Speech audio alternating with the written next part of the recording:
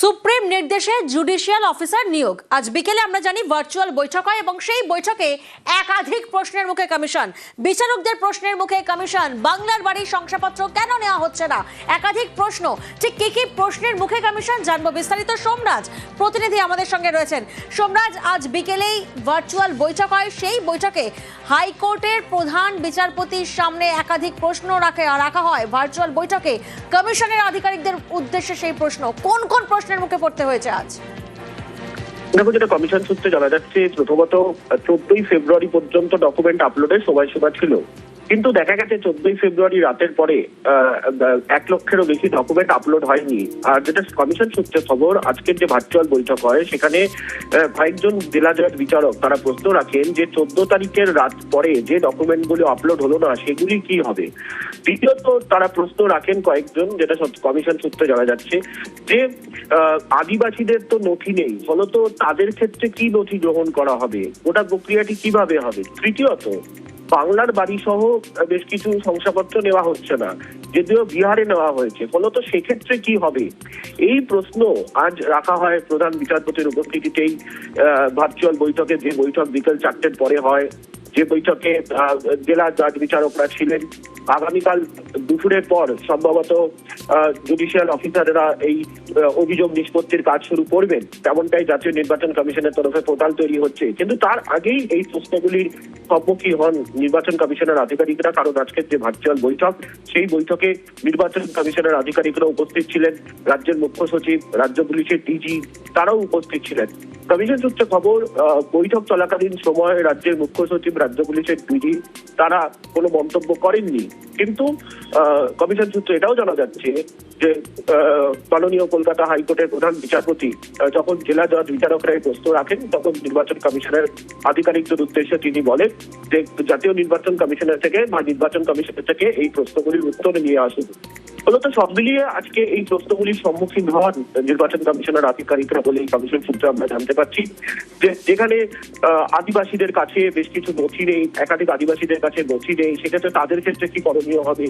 যদিও কমিশন এর আগে নির্দেশ দিয়েছিল যে বিভিন্ন জেলা শাসকদের যে আদিবাসীদের কাছে নথি নেই তাদের বিষয়ে ফিল্ড এনকোয়ারি করে প্রয়োজনীয় রিপোর্ট দিতে, কিন্তু তাদের ব্যাপারে যে ফিল্ড এনকোয়ারি করে রিপোর্ট দেবে সেক্ষেত্রে কিভাবে সেই ডকুমেন্ট আপলোড হবে বা কিভাবে সেই অভিযোগ নিষ্পত্তি হবে, তাদের কিভাবে ডকুমেন্ট আপলোড হবে, এই প্রশ্নগুলির আজ সম্মুখীন হন নির্বাচন কমিশনের আধিকারিকরা বলেই কমিশন সূত্রে খবর। বেশ,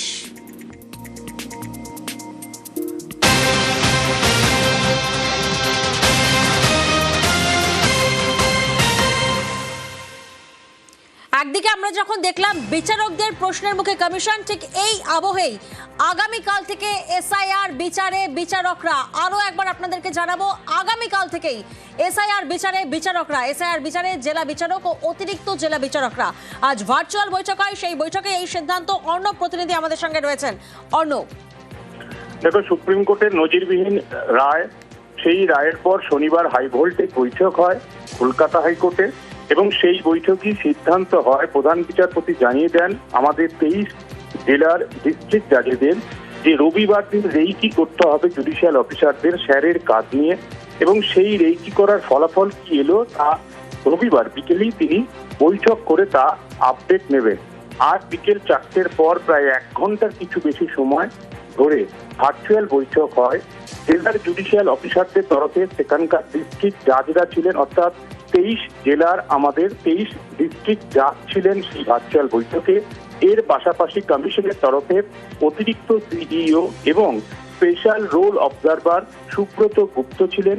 এছাড়া রাজ্যের মুখ্য সচিব ডিজিপি পীযূষ পান্ডে সহ আরো 2 বিচারপতি, তপব্রত চক্রবর্তী, বিচারপতি অরিজিৎ বন্দ্যোপাধ্যায় ছিলেন বৈঠকে। অবশ্যই পুরো বৈঠকটার চেয়ারম্যানশিপ যিনি করেন তিনি প্রধান বিচারপতি সুজয় পাল, এবং সেই বৈঠকেই আজকে রেইকি বা ব্যবস্থাপনা সম্পর্কে তিনি সর্বশেষ যে খোঁজখবর নেন, সেই খোঁজখবর নেওয়ার পর এই সিদ্ধান্ত হয়েছে কাল অর্থাৎ সোমবার থেকে রাজ্য জুড়ে 23 যে আমাদের জুডিশিয়াল জেলা রয়েছে সেই জেলাতেই এসআইআর এর কাজে নামছেন জেলা বিচারক, অতিরিক্ত জেলা বিচারকেরা। এক্ষেত্রে 196 থেকে 97 জন সিটিং ডিস্ট্রিক্ট জাজ বা অ্যাডিশনাল ডিস্ট্রিক্ট জাজ আমাদের রয়েছেন। এর পাশাপাশি আরো 50 জন সত্য প্রাক্তন বা অবসরপ্রাপ্ত জেলা বিচারকদের এই কাজে নামানো হচ্ছে। সব মিলিয়ে 250 জন জুডিশিয়াল অফিসার কাল থেকে আমাদের রাজ্যে জাতীয় নির্বাচন কমিশনের করার কথা যে কাজ, সেই কাজ বিচার ব্যবস্থা তাদের দায়িত্ব কাঁধে তুলে নিয়ে কাল জেলা জুডিশিয়াল অফিসাররা জেলায় জেলায় এই কাজ করতে শুরু করছে। বেশ, কাল থেকে এসআইআর বিচারে বিচারকরা, এসআইআর বিচারে জেলা বিচারক ও অতিরিক্ত জেলা বিচারকরা। এখানে ওনাদের পোর্টাল রেডি হয়ে যাবে, ওনারা কালকে থেকে কাজ শুরু করে দিতে পারবেন। ওনাদের জন্য যে প্রশিক্ষণের ব্যবস্থা সেটা কালকে সকালে করা। অফিসার কি আদৌ পাচ্ছেন আপনারা, জুডিশিয়াল অফিসার যেটা আপনারা ওনারা বলছেন দিতে পারবেন। আজ ভার্চুয়াল বৈঠক এবং সেই বৈঠকে একাধিক প্রশ্ন, যে প্রশ্নের মুখে পড়ে অস্বস্তিতে কমিশন। কি কি সেই প্রশ্ন? বাংলার বাড়ির শংসাপত্র কেন নেওয়া হচ্ছে না? 14 ফেব্রুয়ারি রাতের পর আপলোড না হওয়া ডকুমেন্টের কি হবে? অর্থাৎ একাধিক প্রশ্নের মুখে আজকে কমিশনকে পড়তে হয়, যেখানে প্রায় 1,14,000 ভোটারের ডকুমেন্ট আপলোড হয়নি। অনেক জায়গায় আদিবাসীদের কাছে প্রয়োজনীয় নথি নেই, তাদের কি হবে? এখানে বাংলার বাড়ি সহ অনেক শংসাপত্র নেওয়া হচ্ছে না, কিন্তু বিহারে নেওয়া হয়েছে, সেক্ষেত্রে কি হবে? একাধিক প্রশ্ন কমিশনের আধিকারিকদের কাছে, প্রশ্ন জেলা বিচারকদের, আর এই প্রশ্নেই অস্বস্তিতে কমিশন। 14 ফেব্রুয়ারি রাতের পর যে ডকুমেন্ট আপলোড হয়নি, সেগুলি কিভাবে আপলোড হবে? সেই প্রশ্নও কিন্তু সামনে আসছে। প্রায় 1,14,000 ভোটারের নাম আপলোড হয়নি। অনেক জায়গায় আদিবাসীদের কাছে প্রয়োজনীয় নথি নেই, তাদের কি হবে? অর্থাৎ একাধিক প্রশ্ন, বিচারকদের প্রশ্ন এবং হাইকোর্টের প্রধান বিচারপতির সামনে একাধিক প্রশ্ন। আজ ভার্চুয়াল বৈঠক হয় এবং সেই বৈঠকে কমিশনের আধিকারিকদের একাধিক প্রশ্ন। মুখ্য সচিব ব্রিজের সামনে একাধিক বিচারকের প্রশ্ন। কমিশনের থেকে উত্তর জানতে নির্দেশ, কমিশনের আধিকারিকদের নির্দেশ প্রধান বিচারপতির। আরও একবার আপনাদেরকে জানাবো যে একাধিক প্রশ্ন গ্রাফিক্যাল প্রেজেন্টেশনের মাধ্যমে আপনাদেরকে দেখালাম। সেই একাধিক প্রশ্ন, কমিশনের থেকে উত্তর জানতে নির্দেশ দিয়েছেন প্রধান বিচারপতি।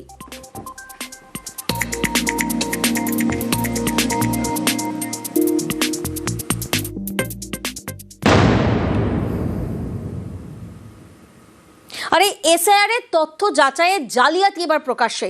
কি ধরনের জালিয়াতি আপনাদেরকে দেখাবো। দেখুন, ফারাক মাত্র 4 মাস, 4 মাসের ফারাক। 2 সন্তানের জন্ম তারিখের ফারাক কত দেখুন। ভোটারের নাম এখানে রয়েছে সাবিলা বেবি। 2 সন্তান, প্রথম সন্তান 7 এপ্রিল 1994 এবং দ্বিতীয় সন্তান 15 আগস্ট 1994, অর্থাৎ শুধুমাত্র 4 মাসের ব্যবধান। 4 মাসের ব্যবধানে 2 সন্তানের জন্ম। এসআইআর এর তথ্য যাচাইয়ের জালিয়াতি প্রকাশ্যে। ভাঙড়ের এক ব্যক্তির 7 সন্তান, এক সন্তানের জন্ম কবে হয়েছে? 1994 সালের 7 এপ্রিল, আর তার পরের সন্তান 1994 সালেই 15 আগস্ট, অর্থাৎ মাত্র 4 মাসের ব্যবধান।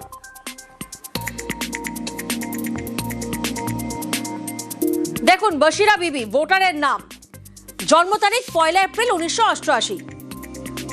প্রথম সন্তান শামিমা বিবি, সাবিলা বিবি, শেখ আব্দুর রহমান এবং তারিখ দেখুন, যদিও আপনারা নজর দেন, সাবিলা বেবি জন্ম কত দেখানো হচ্ছে? 7 এপ্রিল 1994, আর তারপরে শেখ আব্দুর রহমান, তার ডেট অফ বার্থ কি রয়েছে? 15 আগস্ট 1994, অর্থাৎ বয়সের ফারাক দেখুন। প্রথম শামিমা বিবি, যার বাবা শেখ মোরসালিম, 13 জুন 1991 সালে জন্ম, যেখানে 3 বছর 3 মাস বয়সের ফারাক রয়েছে। সাবিলা বিবি 7 এপ্রিল 1994 সাল, 2 বছর 10 মাস ফারাক। আর তারপরেই শেখ আব্দুর রহমান 15 আগস্ট 1994 সাল। এই ক্ষেত্রে বয়সের ডিফারেন্সটা কত দেখছেন আপনারা? 4 মাস। শুধুমাত্র 4 মাসে বয়সের ডিফারেন্স 2 সন্তানের মধ্যে। ভাঙড়ের এক ব্যক্তির 7 সন্তান এবং আরো আপনাদেরকে দেখাই তসলিমা বিবি, 2 মে 1996, যেখানে বয়সের ফারাক কত দেখছেন আপনারা? 1 বছর 8 মাস।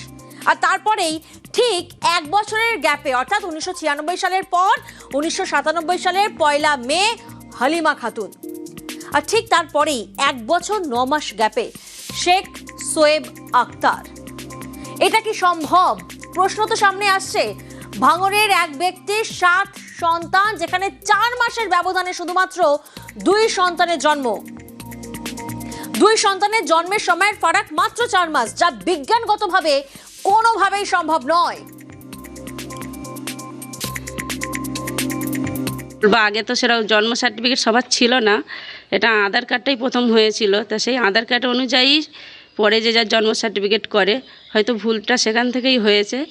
এবারে আমরা যখন ফর্ম ফিল আপ করি তখন এগুলো মানে জানতাম না বা অত খেয়াল করিনি। আমাদের সমস্ত কিছুই ডকুমেন্টস আছে এখানে, পাসপোর্ট থেকে শুরু করে মানে প্যান কার্ড, এ সমস্ত কিছুই আছে।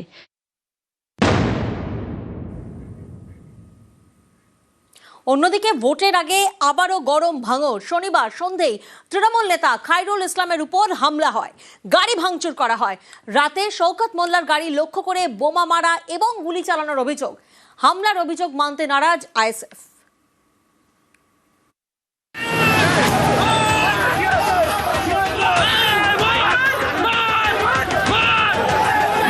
উত্তর 24 পরগনায় মিনাখায় তৃণমূল আইএসএফ এর মারামারি।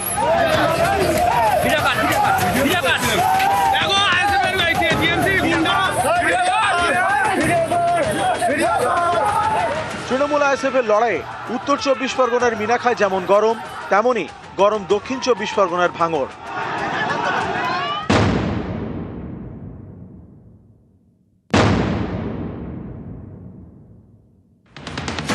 সামনেই বিধানসভা ভোট, তার আগে আবার গরম ভাঙড়।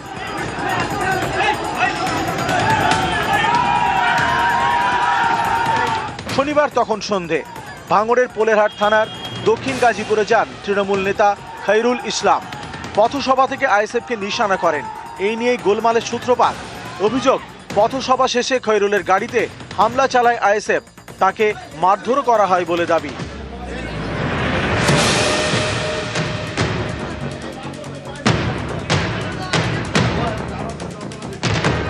এলাকায় যান ভাঙড়ের তৃণমূলের পর্যবেক্ষক শওকত মোল্লা।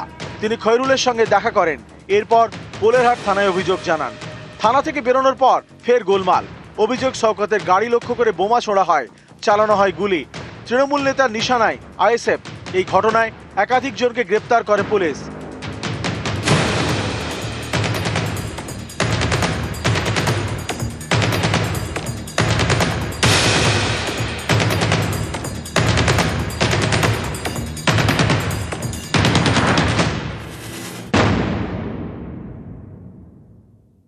আইএসএফ আশ্রিত সমাজ বিরোধীরা একেবারে মরিয়া। যখন এদের পায়ের তলাতে জমি সরছে, তখন নওশাদ সিদ্দিকীর মদতে আমার গাড়ির উপরে বোম এবং গুলি চালানো হলো।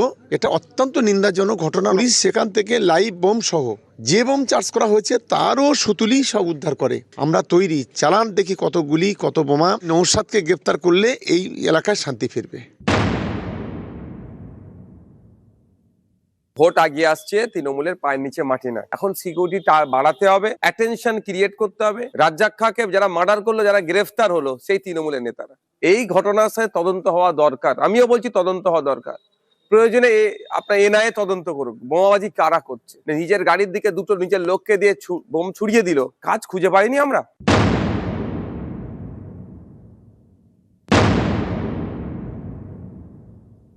ভাঙড়কে তৃণমূল কংগ্রেস ভাগাড়ে পরিণত করে দিয়েছে এবং সেখানে বোমা গুলি এটাই চলছে, আর কিছু চলছে না। যা পরিস্থিতি ওখানে, তো এখনই মনে হয় ওখানকার এসপির হাত থেকে ক্ষমতা নিয়ে ওখানে সেন্ট্রাল বাহিনীর হাতে ক্ষমতা দিয়ে দেওয়া হচ্ছে। আচ্ছা, ওরা আর কোথায় কোথায় কেন্দ্রীয় বাহিনী মোতায়েন করবে? আগের বারে লোকসভা নির্বাচনে জম্মু কাশ্মীরের থেকে বেশি কেন্দ্রীয় বাহিনী পশ্চিমবঙ্গে পাঠিয়েছে। বলেছিল পশ্চিমবঙ্গে নাকি বিজেপির আসন বাড়বে, কমে গেছে, তৃণমূল বেড়ে গেছে। তো সুকান্ত, ওরা আর কোথায় কোথায়, ওনাদের বাড়ির চৌকাঠ থেকে শুরু করে আর কোথায় কোথায় চান?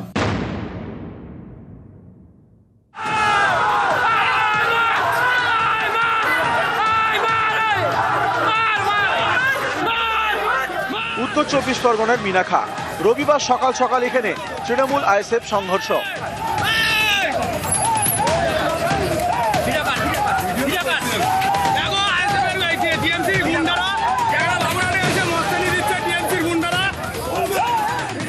অভিযোগ, পতাকা লাগানো নিয়ে ঝামেলা শুরু, সেই থেকে মারামারি।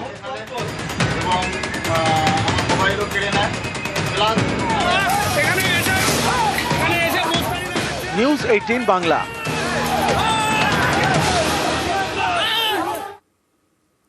ভোটের আগেই রাজ্যে কেন্দ্রীয় বাহিনী, মার্চে 2 দফার মোতায়েন করা হবে 480 কোম্পানি। আর এই নিয়ে এখন রাজনীতির হাওয়া গরম।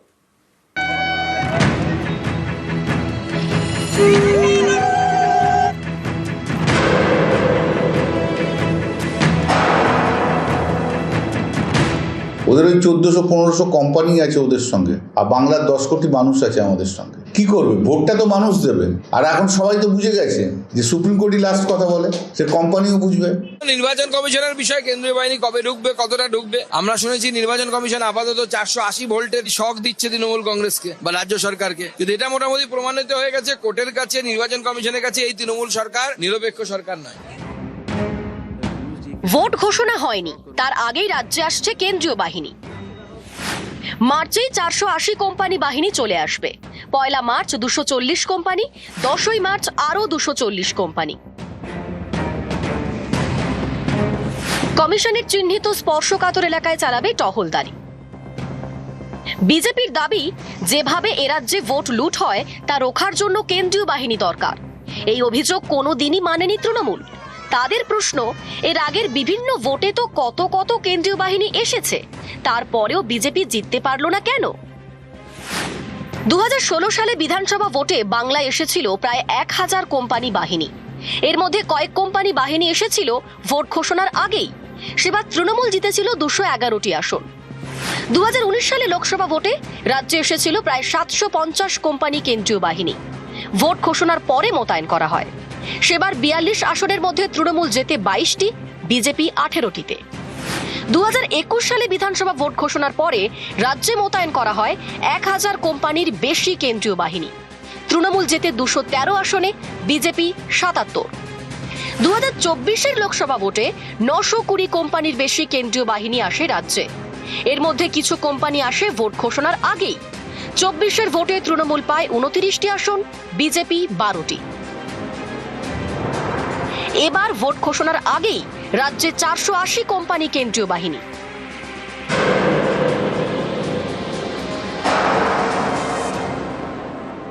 নির্বাচন কমিশনের বিষয়ে কেন্দ্রীয় বাহিনী কবে ঢুকবে, কতটা ঢুকবে? আমরা শুনেছি নির্বাচন কমিশন আপাতত 480 ভোল্টের শক দিচ্ছে তৃণমূল কংগ্রেসকে বা রাজ্য সরকারকে, কিন্তু এটা মোটামুটি প্রমাণিত হয়ে গেছে কোর্টের কাছে, নির্বাচন কমিশনের কাছে এই তৃণমূল সরকার নিরপেক্ষ সরকার নয়।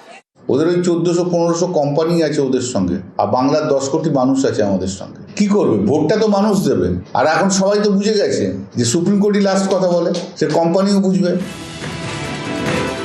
নিউজ 18 বাংলা।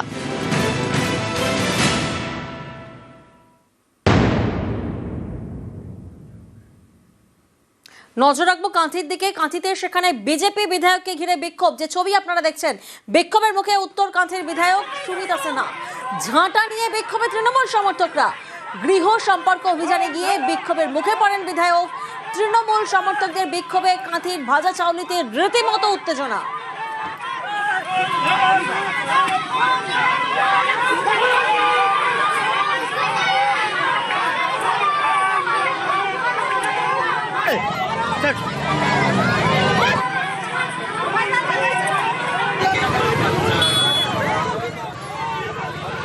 যে ছবি আপনারা দেখছেন, রীতিমতো হাতে ঝাঁটা নিয়ে বিক্ষোভ দেখাচ্ছেন মহিলারা। কাঁথির ছবি আপনারা দেখছেন, কাঁথিতে যেখানে বিজেপি বিধায়ককে ঘিরে এহেন বিক্ষোভ। বিক্ষোভের মুখে পড়েন উত্তর কাঁথির বিধায়ক সুমিতা সিনহা। ঝাঁটা নিয়ে বিক্ষোভে তৃণমূল সমর্থকরা।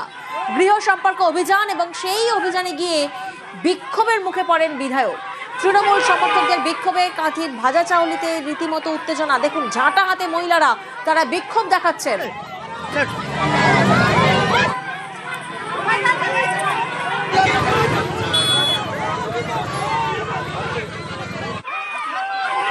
দল থাকলে বিরোধী থাকবে। যেদিন আমরা সরকারে আসবো সেদিনও এই বিরোধীগুলি থাকবেন। তাদেরকে কিভাবে ট্যাকেল করতে হয় আমাদের শুভেন্দুবাবু তথা নরেন্দ্র মোদীজি জানেন। ভাজা চাউলিতে যেটা হয়েছে আপনারা জানেন যে বিজেপির যিনি এমএলএ আছেন দীর্ঘদিন উন্নয়নের সঙ্গে যুক্ত নেই। মানুষ উন্নয়নটা কী করেছে ওনাকে জানতে চাইছিল। তো সেটা পরপর যেখানেই বিজেপি জিতেছে উন্নয়ন নেই তারই বহিঃপ্রকাশ হয়েছে। আর বিজেপি মিথ্যাচার করবে, বিজেপি সব জায়গায় তৃণমূলের ভূত দেখছে।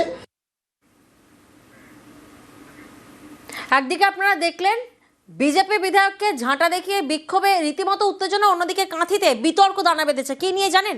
ছবি দেখায় আপনাদের, দেখুন। পঞ্চায়েত সমিতির ঘর এবং সেই পঞ্চায়েত সমিতিতে শুভেন্দু অধিকারীর ছবি, আর সেই ছবিতে আপত্তি। কাঁথির পঞ্চায়েত সমিতির অফিসে উত্তেজনা, প্রতিবাদে কর্মাধ্যক্ষের ঘরে তালা ঝুলিয়ে বিক্ষোভ দেখানো হয়। বিজেপি পরিচালিত কাঁথি 1 নম্বর পঞ্চায়েত সমিতি, পঞ্চায়েত সমিতিতে শুভেন্দু অধিকারীর ছবি থাকায় রীতিমতো প্রতিবাদ।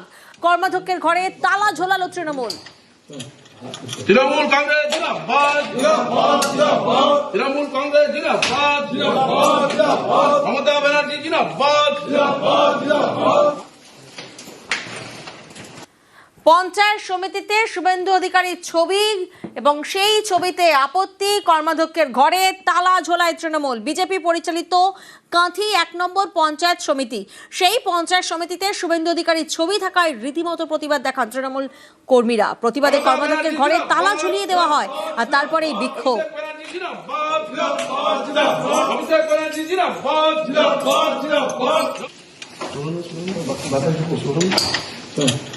তৃণমূল কংগ্রেস জিন্দাবাদ,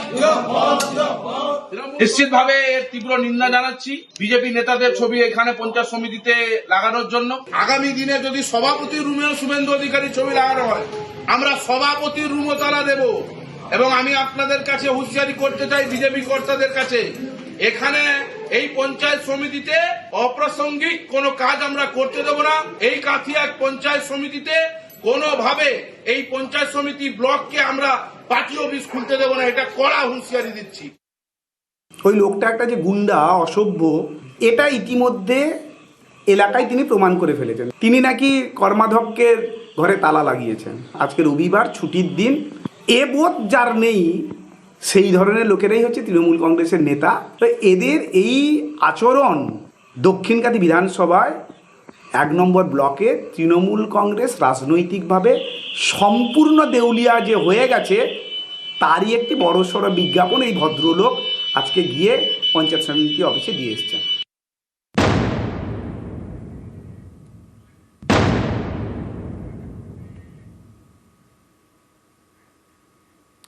পূর্ব মেদিনীপুরের পটাশপুরে বর্বরতা, রাস্তা নিয়ে বিবাদ এবং সেই বিবাদের জেরে চরম নৃশংসতা। প্রতিবাদী মহিলাকে রাস্তায় ফেলে মারধর করা হয়। এখানেই শেষ নয়, হাত পা বেঁধে বিভৎস করে চলে মারধর। এই ঘটনায় গ্রেফতার করা হয়েছে একজনকে।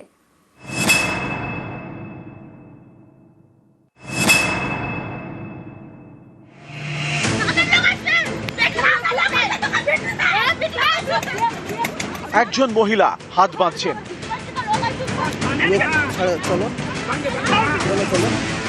আরেকজন পুরুষ বাঁধছেন পা।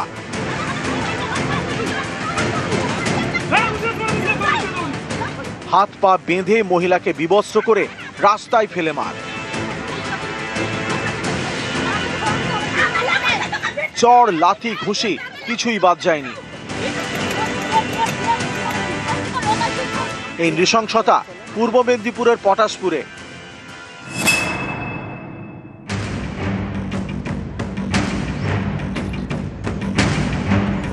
এই বর্বরতার সূত্রপাত একটি রাস্তাকে কেন্দ্র করে। পাড়ার একটি রাস্তা পাকা হওয়ার কথা। সম্প্রতি এই 26 মিটার রাস্তার জন্য আমাদের পাড়া আমাদের সমাধানে টাকা বরাদ্দ করা হয়। সেই মতো শুরু হয় রাস্তা ঢালাইয়ের কাজ। অভিযোগ, রাস্তার 2 প্রান্ত ছেড়ে শুধু মাঝখানে ঢালাই করা হচ্ছে। এর প্রতিবাদে সরব হন পাড়ারই এক মহিলা। এই ঢালাই রাস্তা থেকে এই রাস্তা পাড়ার মধ্যে ঢোকার রাস্তা, আর এই রাস্তার মাঝখানে হয়েছে ঢালাই রাস্তা। যেখানে রাস্তা তৈরি হয়েছে খানিকটা কাঁচা রাস্তা, তার মাঝখানে হয়েছে ঢালাই রাস্তা। এটা হচ্ছে ঢালাই রাস্তা, নতুন ঢালাই রাস্তা তৈরি হয়েছে পাড়ায় সমাধান।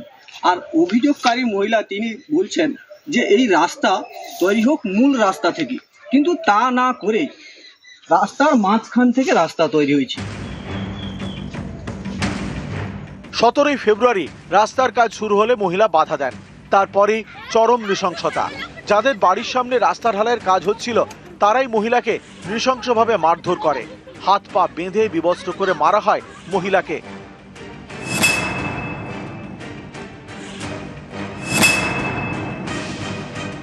মারধরটার কারণ ঢালাই রাস্তা এখানেই খেতে বারণ করেছিল।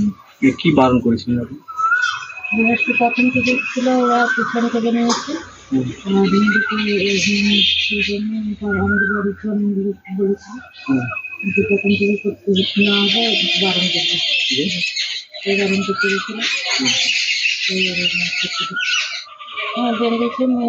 না, আমরা বাঁধার জন্য কোনো প্রোগ্রাম করি না। মেশিন চালু হয়েছে, হাফটা কাজ আরম্ভ হয়ে গেছে, এসে বসে আছি। এবার না কাজ করতে দিচ্ছে না সরছি, তখন আমরা এসে টানি করছি, সরাচ্ছি। উনি তারা সরতে চাইছে না, কিছুতেই সরতে চাইছে না। ওখানে ছিল দড়িয়া পড়ে, সেটা বলে তাহলে ওখানে থাক, বেঁধে রাখা হোক।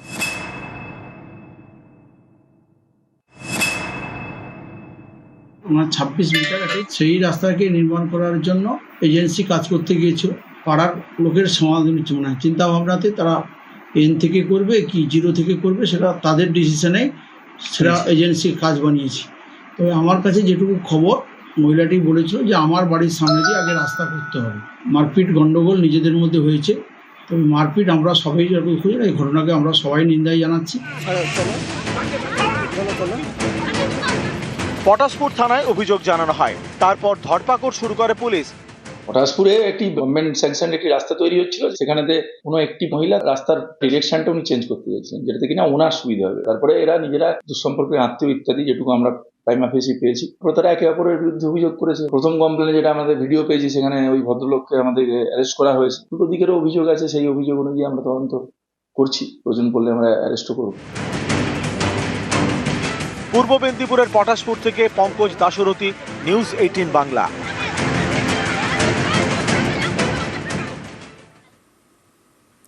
দাসপুরের রাস্তা নিয়ে বিবাদে উত্তেজনা, রাস্তা দিয়ে যাতায়াতকে কেন্দ্র করে বিবাদ, মারধর। দুই পরিবারের বিবাদে বৃদ্ধকে মারধর করা হয়। কানাই বেড়া নামে বৃদ্ধকে কাঠ দিয়ে বেধড়ক মারধর চলে। দেখুন সেই ছবি, দুই পরিবারের বিবাদ এবং সেই বিবাদে কিভাবে বেধড়ক মারধর করা হয় এক বৃদ্ধকে। দাসপুরের আদমপুর গ্রামের এই ঘটনা, বৃদ্ধকে মারধরের ভিডিও ভাইরাল হয়েছে।